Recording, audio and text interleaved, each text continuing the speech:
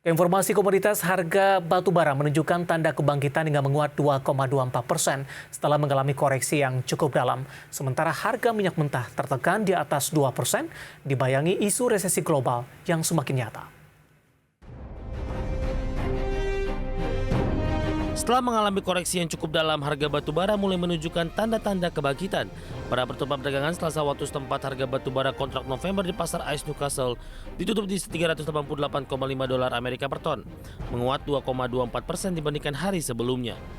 Penguatan harga batu bara ini mengakhiri tren negatif yang sudah berlangsung sejak Jumat pekan lalu atau dalam 2 perdagangan terakhir. Menggeliatnya harga batu bara ditopang oleh merangkaknya harga gas alam EU Dutch TTF menguat 1,7% ke 156,78 euro per megawatt jam. Sementara itu harga batu bara kokas di China melonjak 2,1% ke $310,6 Amerika per ton, tertinggi sejak 30 Juni. Kenaikan ini dipicu kekhawatiran akan pasokan akibat pengetatan kebijakan COVID-19 menjelang Kongres Partai Komunis akhir pekan ini.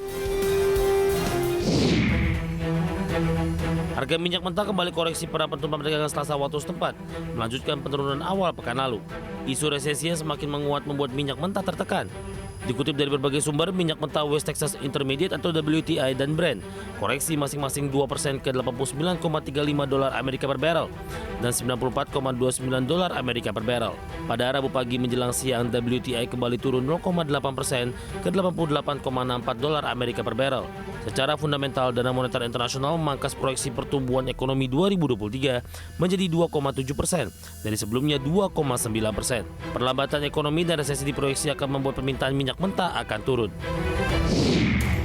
Harga komoditas minyak sawit mentah kembali naik tajam di sesi awal perdagangan Rabu hari ini dengan penguatan 1,44% ke Rp3.745 Malaysia per ton. Sebelumnya pada pertemuan perdagangan Selasa, minyak sawit berjangka Malaysia berakhir anjlok 3,78% ke Rp3.692 Malaysia per ton. Pelemahan terjadi karena persediaan CPO Malaysia pada akhir September 2022 membengkak dan adanya ekspor CPO Malaysia yang melambat pada awal bulan ini.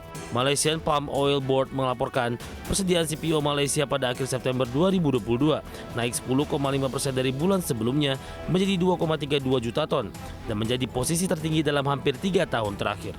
Berbagai sumber, Adex Channel.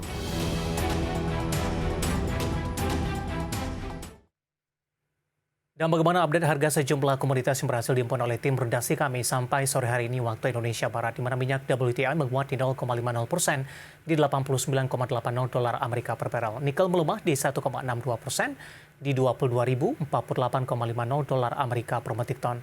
Emas melemah di 0,28% di $1.681,20 Amerika per troy ounce, sementara CPO menguat di 1,78% di Rp3.759 Malaysia per tonnya.